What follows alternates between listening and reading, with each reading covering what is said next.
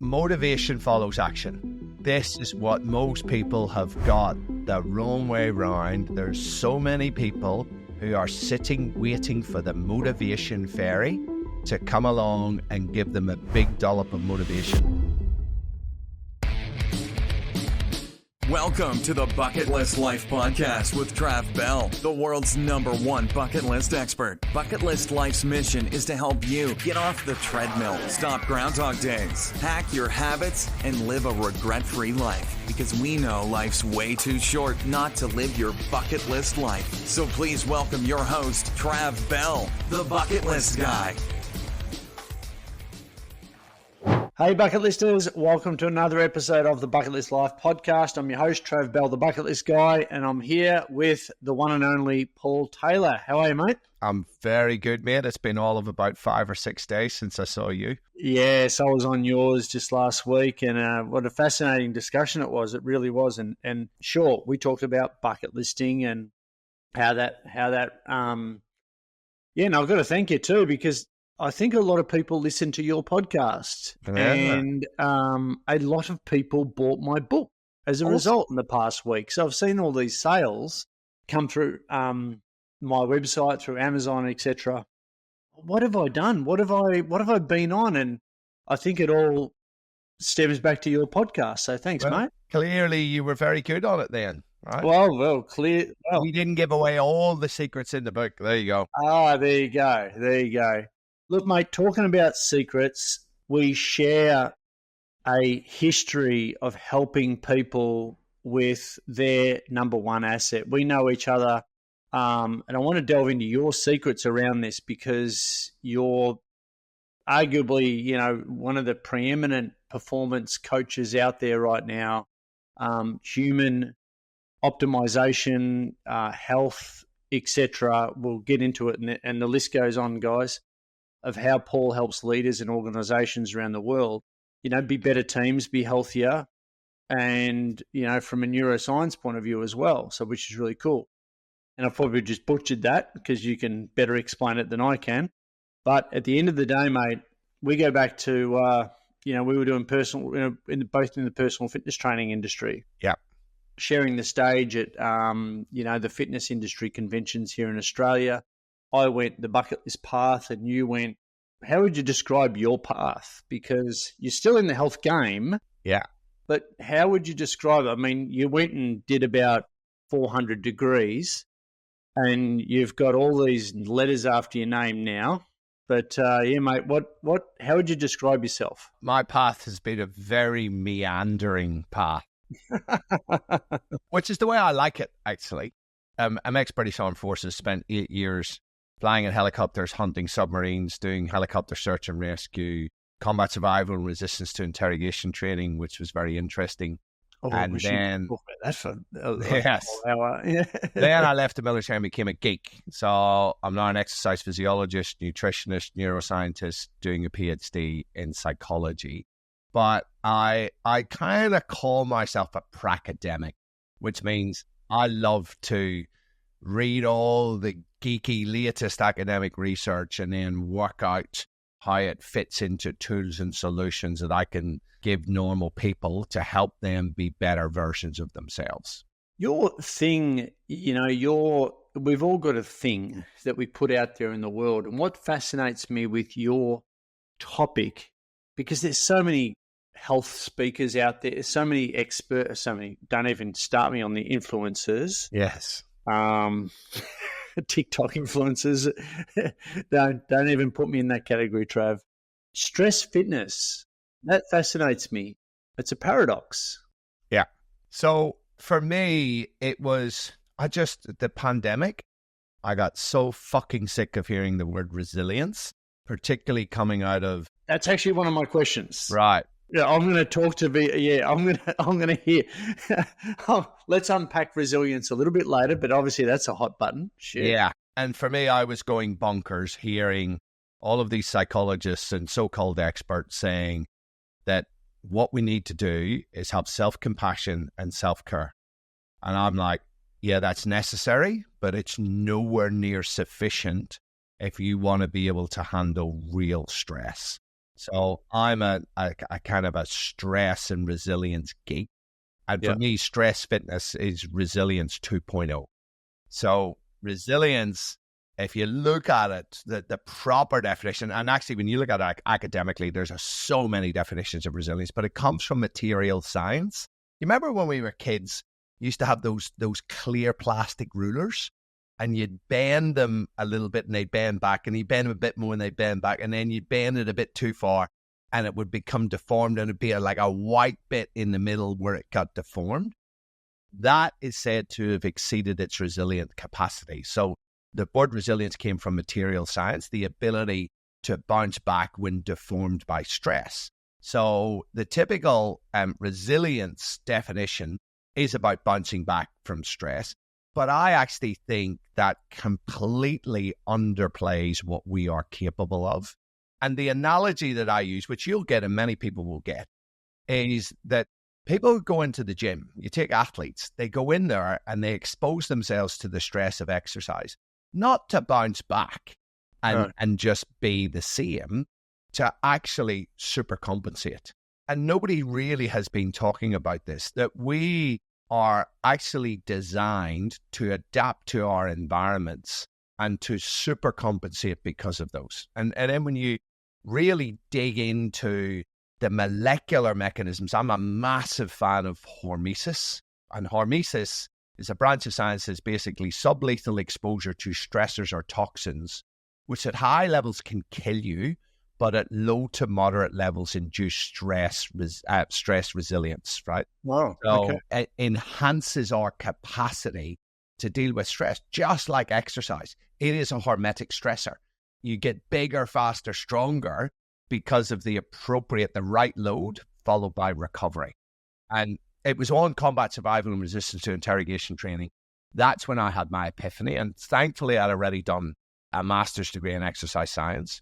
But when I went through that 10 days, which was pretty hardcore shit that they're not allowed to do anymore, and then at the end of it, we thought it was all over and we got interrogated for 12 to 16 hours. We were in stress positions, hooded, white noise the whole time, then being interrogated. This is part of your Special Forces training? I wasn't Special Forces. I was military air crew, but it was for people who could operate behind enemy lines. So Special Forces guys would do it, but we also did it as air crew. Just for shits and giggles, mate?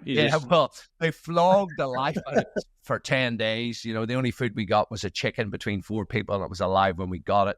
And then we got 5 days of escape and evasion, and then we thought it was all over, and they introduced us to this. And it was pretty full on.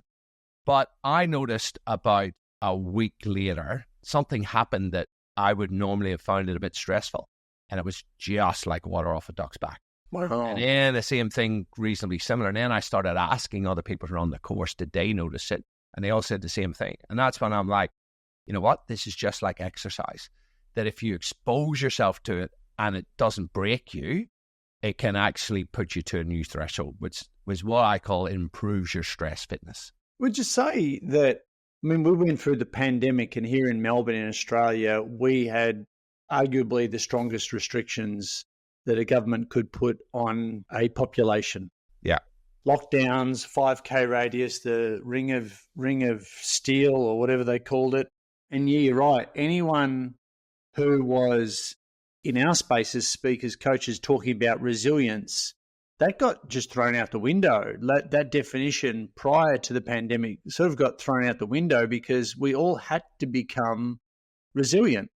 There was crazy stress on the household, on kids, working from home, on parents, businesses closing down, the great retrenchment and people starting business work. You know, it just puts so much stress on people. So we all had to survive because we weren't thriving. Yeah, we went into survival mode. Now I know my business took a nosedive. And I know a lot of other people's businesses did too.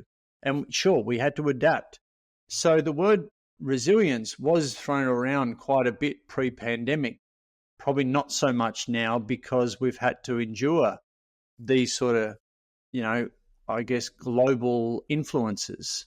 As far as that is concerned, would you say that we've all experienced another level of resilience that we didn't even know that we were capable of? And how do we build on that? Yeah, I think quite a lot of people have, but what I also see is that a lot of people have become stress sensitized. And I think a part of the problem is that we keep talking about it and we keep making excuses. I think we are in danger, and I think we're doing this with our kids as well, is that we're turning human beings into meerkats. Explain. So think of a meerkat, you know those meerkats, right? Yep. That are like that. But if you look at meerkats in their environment, they are constantly on the lookout for danger, right? And they're on guard and just they do stuff and then they're on the lookout for danger. And what happens when you consistently talk about stuff and talk about how hard stuff has been, right? And this goes into a lot of talk therapy, which I'm doing a PhD in psychology, and I think a lot of talk therapy is bullshit and actually is making some people worse, right? Are we talking self-help, like help groups and... Yeah, and even people who go... Things like AA? No, not necessarily those, but people who just go to psychologists and talk about their problems all the time without action-focused stuff. And so there's different types of therapy. There is talk therapy where people go in and they just talk about their problems and, they get a bit of, endorsement and all of that. And then there's other types of stuff which are more action-focused, like acceptance and commitment therapy, which I am a much bigger fan of because it's like, you know what? Fucking shit happens. Shit happens. And if you're just going to sit and talk about how hard your life is and what problems you have, I think it's not helpful because what it does is it just gets you to continue to focus on your problems. And guess what? Whatever you pay attention to, your brain commits cells to it. Did we already talk about this? Not remuneration. Rumination. Rumination is the driver of depression. So when people are talking about it all of the time, and particularly this fucking victim mentality that a lot of people have, and oh, woe is me, it's like it just amplifies the situation, right? I think we all need to start from the first principle that life is hard. Accept it. And you know what? You need to be a dog, right? You need to have a bit of dog in you. And you need to be prepared to fight and not be the victim because you know what? The universe just doesn't care. And I think there's another word you want to use there, but I'll we'll go with dog. Yes. That'd make a very short therapy session just saying to a patient, shit happens, mate. What are you going to do? What are you going to do? What are you going to do? Yeah. What are you going to do? But it's also, it's a bit more complicated than what are you going to do? For sure. It's like, shit happens. Okay. What are your values? What's the stuff that's important to you? Right? Are you behaving in a way that is aligned with your values? Or are you behaving in a way that's taking you away from the person you want to be? So you're into this with bucket list stuff, having people have behaviors that take them towards the person that they want to be. And when people start to get clear about their values and what sort of a person they want to become, then you can go, you know what? Shit has happened. However, I need to take action here. I need to take action that is going to take me towards the person I want to be, not away from the person I want to be. So away moves in that situation are things like feeling sorry for yourself and avoidance behaviors. And we know the worst thing you can do for someone with anxiety is avoidance behaviors. What is the number one treatment for anxiety? It is exposure therapy. Right. Oh, there it is. Unpack that a little bit. Let's say I'm anxious. Let's say I'm really anxious in social situations. So what often happens is people will avoid those social situations because of the discomfort. And so what we know about anxious people is that they have low discomfort tolerance. So stuff that makes them uncomfortable psychologically, they have low tolerance for it. And then consistently avoiding that continues to erode your tolerance for it, right? So it is about, and often these people do need help. I'm not pretending this stuff's easy. No. It is hard, but this is about actually going, okay, so you feel uncomfortable in social situations, but let's explore what your values are. Like, what's the stuff that's important to you, right? And then, people going, well, it's actually important to me to have friendships, to live a fulfilled and happy life, and to have those social interactions. Okay, well, then you need to take your anxiety with you along to that social engagement in the service of something that's bigger, in the service of living aligned with your values and taking you towards the person that you want to be. Bigger vision of yourself, the bigger version of yourself. And that's really key, isn't it? Like, to get that vision of yourself, of what's the bigger version of you? What does that actually look like, feel like, act like, sound like? And have them visualize, really step into that. Yeah. Because that vision will help them, get over the anxiety quicker, right? And it's also about then, I like to talk about your sage and gremlin. So the gremlin's all the negative thing and the stuff that wants you to stay at home, where your sage is the best version of you. Right? And I like people to actually go through an exercise and they write down all the character strengths that they know that they have when they're at their damn best, right? And then in those tricky situations, you say to yourself, what would my sage do right now?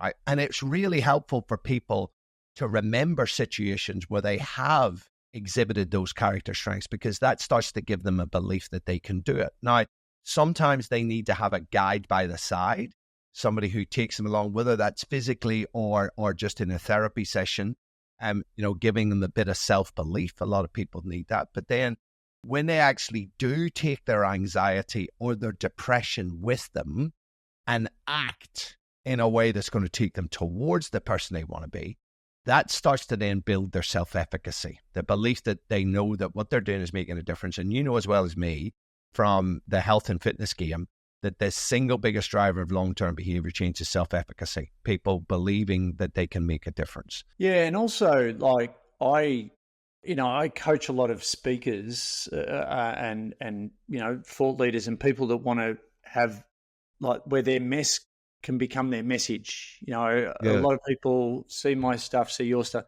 and they go, you know what, I've got a book in me. I've got some stories in me. I've got some lessons. I've got some wisdom that I want to pay forward. I just don't know how. And I started doing that about 6 years ago, just mentoring people, like getting it out of them so they can pay forward these learnings and then help other people just like them. Yes. Coach their former self, if you like. And that's really cathartic for them. And I love helping people just do that. And so imposter syndrome kicks in. Yeah. And I'll be the first to say, and please correct me if I'm wrong, I say, well, you've built up, with imposter syndrome, you've built up a hell of a lot, a big, let's say, case file. You're in the court and you've got a case for the positive and a case for the negative. You've built up a really big case file for the negative of what can go wrong, fear of this, fear of that. You've got to go out there and take imperfect action, small baby steps, and go and build that case file for the positive. Go and get evidence out there in the world, social proof out there in the world that you can actually do this. So if you want to be a speaker, go just do a live on Instagram. Yep. Don't worry. The whole world, ladies and gentlemen, is not waiting on their keyboard just to troll you and say, hey, dickhead, your mum and dad don't get, they're not your target market.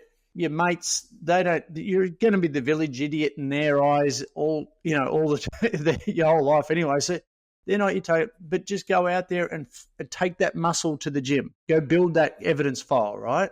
Absolutely. Motivation follows action.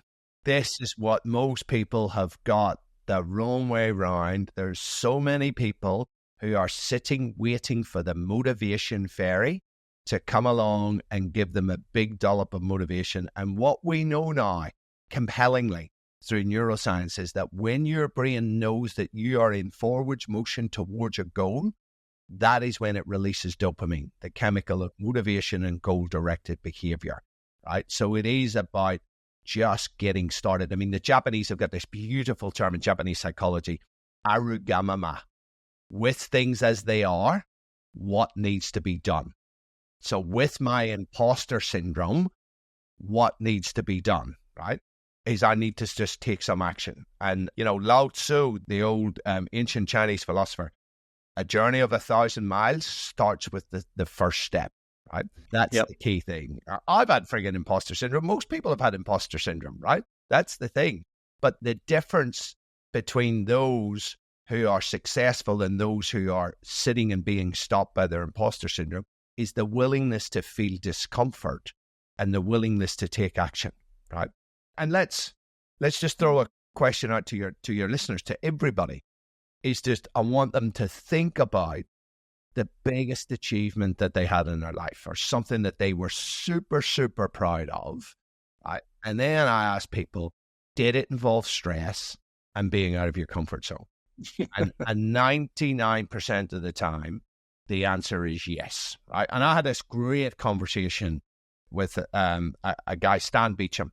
Love this guy. He's going to be on my podcast for a third time, a psychologist. And we were talking about this, and he said, Paul, most people don't realize is that in order to live your best life, every now and then you need to walk right to the edge of yourself and you need to stare into the abyss. Oof. And you need to listen to what the abyss tells you, and then you walk back to your comfort zone. And every now and then you walk back to the edge of yourself. And after a while, you find that you have to walk much further to get to the edge of yourself. That's how we grow. We grow by leaning into discomfort, not by avoiding discomfort. Yeah, mate. And that's why we're mates. I hear. That's why this is perfect, and perfect for our bucket list community, because your bucket list is about those stretch goals. Some are small, some are giant. Some require a lot of, lead up, but some are just a decision away, a phone call away, a really small domino push that will require, that will bring a hell of a lot of momentum. But yeah, there's no perfect time. There's no someday. It ain't a day of the week. Taking perfect action. That's perfect, man. Yeah, and sorry, the other thing I would add to that, Trav, is that some of these things that you're just not going to succeed on. But that's okay. It's about having a crack and getting data and then learning the lessons. We learn as much in failure, if not more in failure, as we do in success. And a lot of people don't even get started because they're afraid they're not going to succeed. And you know what? Maybe you won't succeed, but at least you're in the arena, right? You've got to be prepared to get in the arena and give it a crack. And if it doesn't succeed, then you need to be a forensic scientist. And you need to look back on it and do a debrief. This is what we always used to do in the air crew world. That's very different to a lot of businesses, is every flight we ever had, we always did a debrief, right?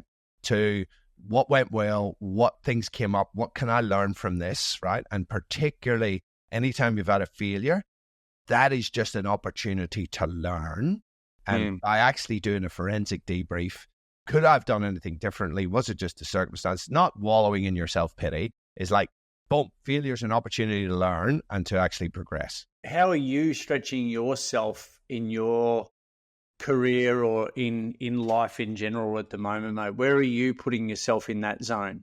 Well, I think to certainly doing the PhD, because there's a shitload of work that has to be done in the PhD. And I was busy enough and successful enough without it, but I always wanted to have that PhD. So doing a PhD while I'm still friggin' busy and throwing another ball in with that juggle certainly keeps me out of my comfort zone.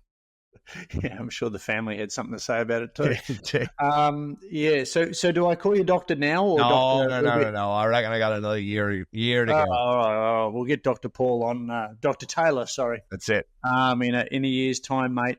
Stress fitness. This is just gone. Like, I haven't even asked you any of my questions yet, because we've just gone into the psychology, which is even more in line with our bucket list community. General population. If we talk about stress fitness or just fitness in general, because you're about optimizing the human condition, which I am as well, that you're dealing with leaders in their teams. General population, what could we do? Just general blanket kind of, hacks. You may or may not like using that word. What can we do more of, less of, start doing and stop doing that would really move the needle in our lives if we want to go to the next level? Yeah.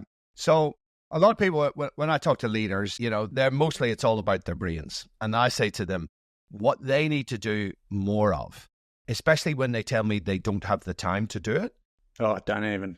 It's exercise. And I say to leaders and people who are just stressed, when you tell me you don't have time for exercise, that is when you absolutely have to make time for exercise, right?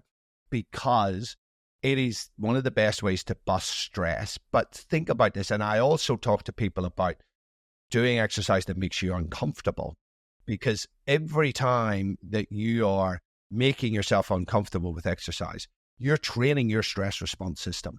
Most people don't realize it is exactly the same system that is activated from physical stress or psychological stress. And that's why I'm a big fan of high intensity interval training, right?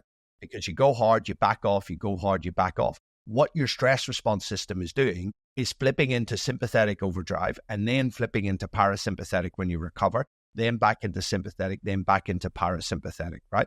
And the research shows that that is the best way to actually modulate your heart rate variability and your vagus nerve, which is really important for people to recover. So too many people are just walking around in sympathetic nervous system. So I think we need to do more of exercise. We need to do more of breath work. If you'd have asked me about breath work 10 years ago, I would have told you it's fluffy bullshit touted by the crystal waving brigade.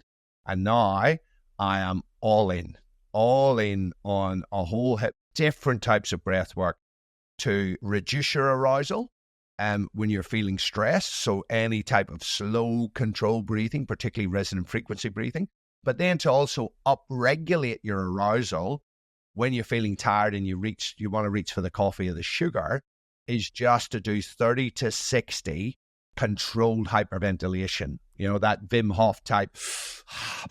I'm coming at this from it. I don't know anything about breath work. Yeah. Okay, so I'm a complete novice with this. Why should I do it? How do I do it? And breath work is this like, yeah, Dick, I'm breathing. Yeah. A couple of things. Let me just give you the big things. When you're stressed, you need to arousal control breathing, right? And so that is any type of slow control breathing. You can do box breathing, where you breathe like the sides of a box, in for 4, hold for 4, out for 4, hold for 4. Mm-hmm. Probably the best one. There's a whole heap of different yogic practices, but the one that's been showing to really impact upon your parasympathetic nervous system, which is rest and digest, is what we call resonant frequency breathing. So this is a 10-second breath cycle. You can either do 5 in or 5 out, but I'm a bigger fan of in for 3 or 4 and out for 6 or 7. Because what that does is it activates the vagus nerve and the phrenic nerve from the bottom up. What are they? So the vagus nerve is the nerve that connects your brain to all of your visceral organs. And it basically drives the rest, digest, recover. The sympathetic nervous system drives fight or flight. And these two, they're like two sides of a seesaw. And too many people, they're out of balance. They're in sympathetic overdrive. And they have low, what we call vagal tone. So their vagus nerve, there's no tone in it. So they're not recovering. We know that high-intensity interval training can improve the activity of your vagus nerve, and slow controlled breathing, particularly that one that I just said, in for 3 or 4, out for 6 or 7. It activates the vagus nerve from the bottom up, because the vagus nerve has all these projections into the heart and the lungs. And it also switches on the phrenic nerve. That reduces your heartbeat, it reduces your blood pressure, and it brings your brain out of a stress state, right? So the way that I combine this with executive... The way you explain it is great. Like, it's... shit. Okay. It's physiology control. Yeah. And I say the best thing that you can do, the worst thing people do is they work all day long at one pace because they're busy. The best thing you can do when you're in control of your diary, take a 5-minute break every half an hour. Worst case scenario, every hour. Get off your arse and move. I've got kettlebells and plug bells right beside my desk. What you want to do is you want to get blood flow and oxygen back to your brain, which has been inhibited because you're sitting, and you want to burn up stress hormones, right? You do 30 seconds of kettlebell swings. What have you just done to stress hormones? They're there to enable you to fight or run away. And by doing a short burst of exercise, you burn them up, you bring your body back to homeostasis. Then you drink a little bit of water, because dehydration will kill cognitive performance long before anything. And then you do 1 to 2 minutes of that slow control breathing. This is like taking your brain out and plugging it into a wall to get a recharge. Then you're going to be more effective. You're going to get more shit done in less time. You're going to make better decisions. Then you're going to be able to cope better with your workload, right? Because if you don't cope with your workload, you go home stressed and soothe your anxiety with either shit food or alcohol, which both impact upon your sleep, right?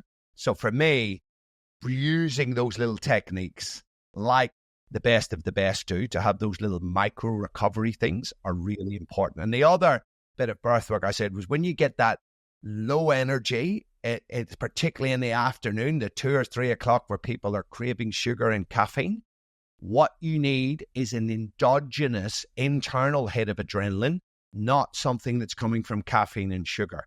And the best way to do that is to do about 50 controlled hyperventilation breaths, right? Where you breathe fully in and then you let go. It's like this. So do that 50 times. That'll wake your ass up. What the reason? I'll do 4 or 5 of them. I'd nearly black out. Yeah, well, you get a little bit lightheaded, but that's where you should do it sitting down, not standing on the edge of a building, right? Yeah, true. But that releases adrenaline and noradrenaline, which wakes your ass up. So gives you that natural lift in energy. Is that why we're doing it? Is that why Wim Hof is doing it before jumping in the cold plunge? So he does a rush of adrenaline and then bang. There's a number of things that go on. So the cold has a synergistic action. So we know the breath work alone will stimulate the immune system, as the cold will stimulate the immune system. But when you do that breath work before you actually get in the cold, it shuts down 2 of the 3 pain receptors in your skin that sense the cold.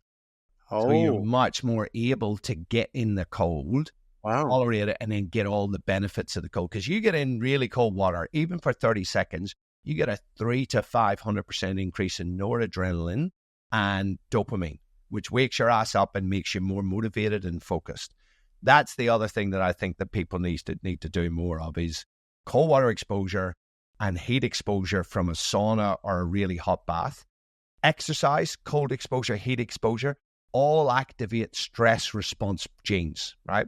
These are magical proteins, a subclass called heat shock proteins that actually clean up your cellular junk, but they stimulate another wave of positive gene expression that actually makes you healthier. So this is hormesis, this small doses of tolerable stress that actually induce stress resistance. And these are... And builds immunity. It does, absolutely. And it actually makes you more resistant to stress. The best way to deal with stress is not avoiding stress, it's stress inoculation. So that combat survival and resistance to interrogation training, the military call that stress inoculation training. Right. Wow. And so, you hear people, they've been brought up in the school of hard knocks.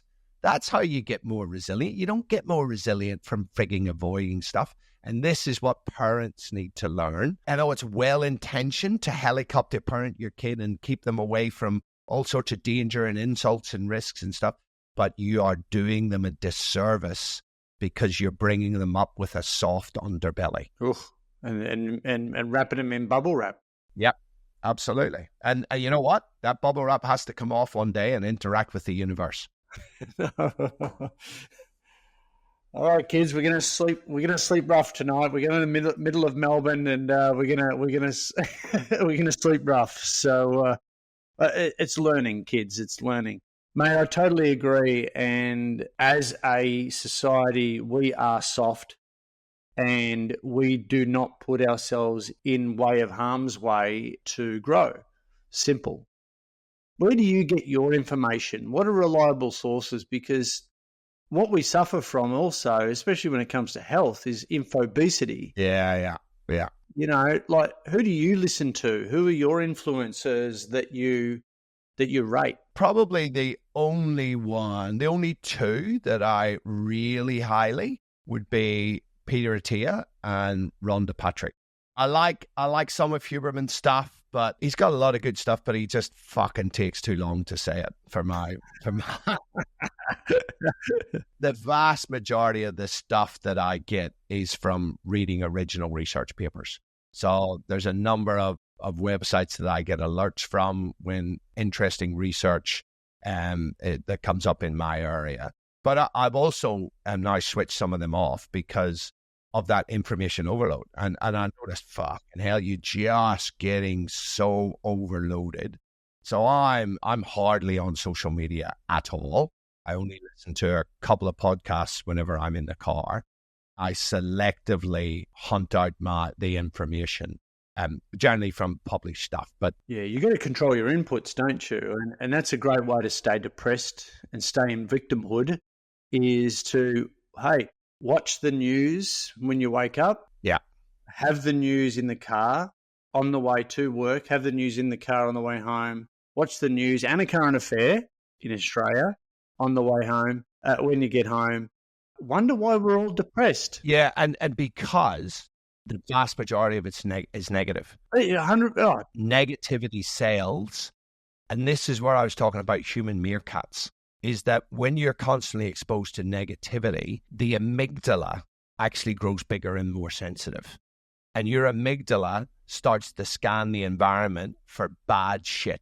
And when you find it, you will linger on it much longer than people with the normal amygdala. So you develop this hypervigilance to stress and threat.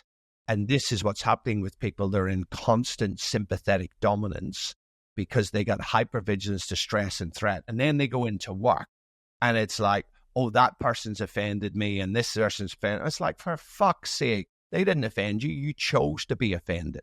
You know, for me, we've gone too far in terms of trying to protect people. We've overcorrected, haven't we? Totally. We are coddling people and we are massively coddling our kids. And all of this talk about mental health issues is actually becoming suggestible to impressionable kids. Yeah. And then they get more attention and other people look at them and go, hey, they're getting lots of attention. Maybe I've got anxiety. Maybe I've got depression. Yeah. And, oh, God, that's a whole episode in itself right there. Oh, that's hardcore, man. What are your routines, rituals, habits on the daily, your modus operandi?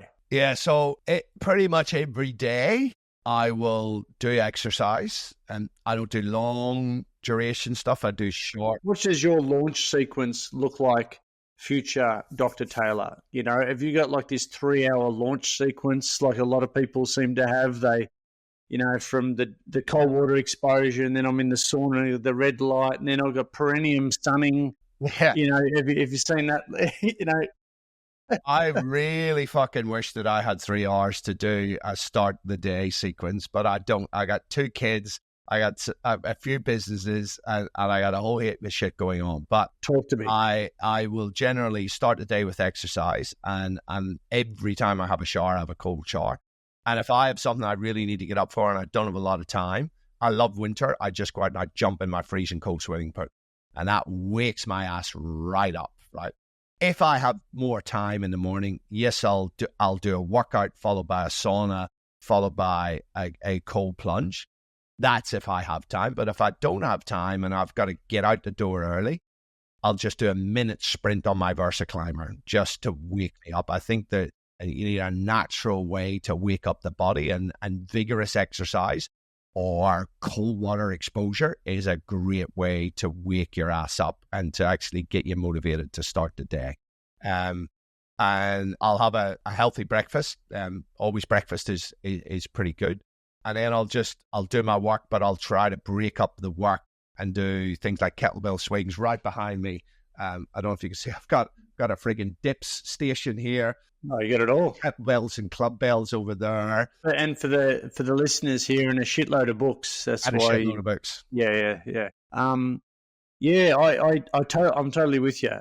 And to be honest, mate, I'm going to take this podcast because I'm working from home, I'm in this stationary position. It absolutely shits me if I'm not doing weights at the gym. Like I have a hard cut off every single night, and I go to the gym every single night. That's just the way, growing up as a jock, that's just a personal training background. I just know the benefits of, certainly strength training. But what I don't know anything about the breathing. I'm cold plunging when I'm surfing. Oh, yeah.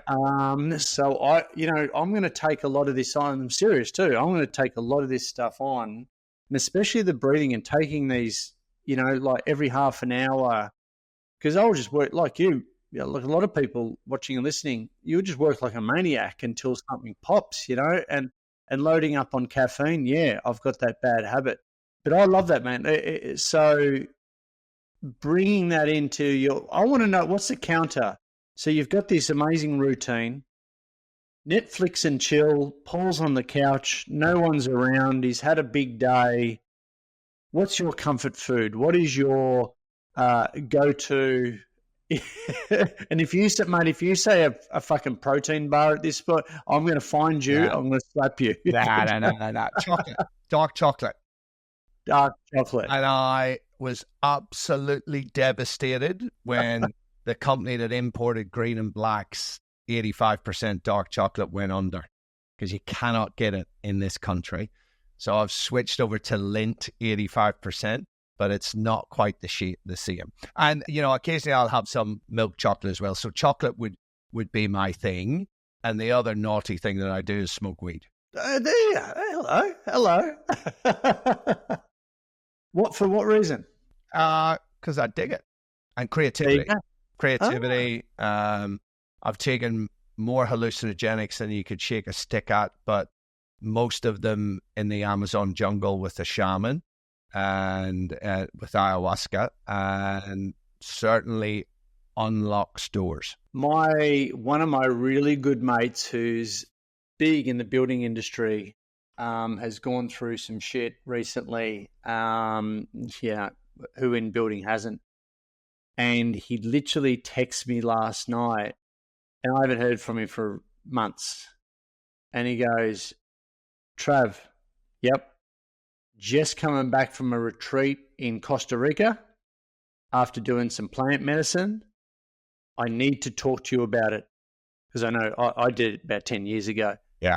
And I'm like, mate, I'm here for you. Let's put together a coffee. Let's unpack that shit.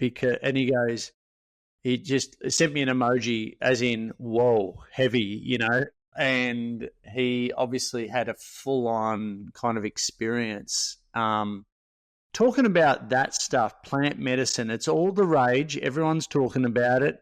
And are we going into a whole other realm of understanding ourselves with this, or ADHD males just looking for another fix? What are we doing here? So I did a gig with the YPO, the Young Presidents Organization, the other week, just last week, and there was a guy who was there at all, Paul, and he's got a really unpronounceable second name, Lubermusky or something like that, and he is one of the forerunners, if not the forerunner, of psychedelic assisted therapy.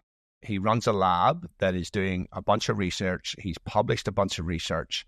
He's just opened a place in Abbotsford, the first legal place where you can go and get psychedelic assisted therapy. And the research is unbelievable. He showed me the research that they're having. He describes it as rocket charging therapy.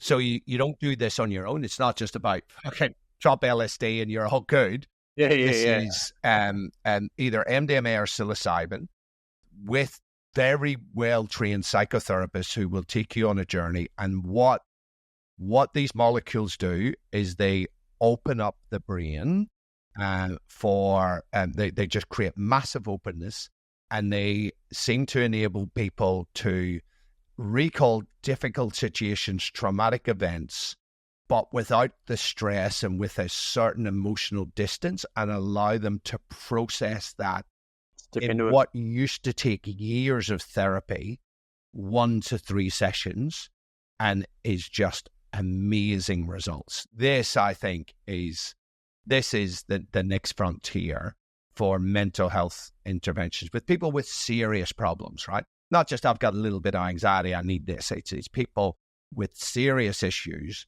This is an absolute game changer, but it needs to be done slowly and progressively and very, very rigorously, so that it's not open to abuse. Yeah, like I am a contributing speaker, and you'd like this, mate, for a program over in the States called Heal the Heroes program. Oh, cool. Run by Aerial Recovery. And they're big into decreasing human trafficking, and they were, integral in the Sound of Freedom movie, etc. And I've had Jeremy and his wife Brittany, the founder, on my podcast. You'll have to get them on yours. Yeah. Amazing humans, and they run this Heal the Heroes program. You can donate. You can put a hero through the program if you pay for their time in the program.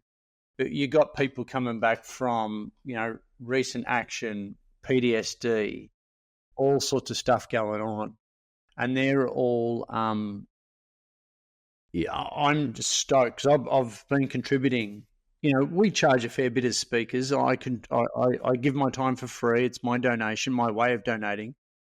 And my stuff I'm just stoked. My stuff has resonated with them, and it's helped them. Yeah. It's given them a shitload of tools, and I'm like, yes.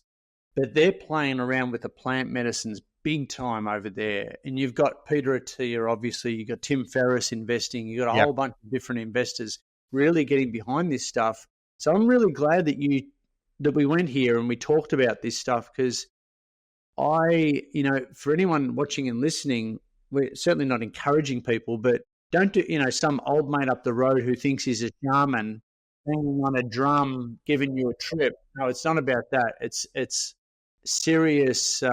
It's an intervention, and it should be taken seriously with the right help, of course. Well, as Paul said, if you want to be driving a rocket, you need to be highly qualified to drive that rocket.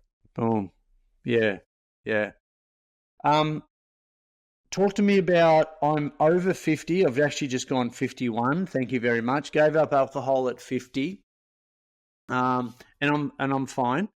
I'm shaking the hand if you're just watching this. No, I haven't missed a beat, to be honest. I haven't missed it at all. And how does all this and what you do play into the word longevity? I didn't even use the word longevity before 50, mate, and now it seems to be in every fucking sentence that I mutter.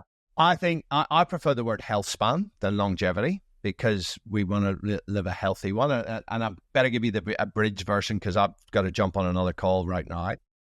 The single biggest impact on longevity and health span is exercise, but way, way, way beyond anything else. The next is your muscle strength, right? Oh, lifting heavy shit is really, really important. Love that. Other things that contribute massively, I think the heat and the cold exposure, activating those stress response pathways, really, really important. Good nutrition, just stop eating processed shit. Ultra processed foods are killing us and they're killing our kids. We have an 80-20 rule. So 20%, right?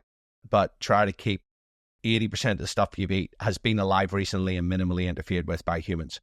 Good sleep hygiene, right? And then social connectedness.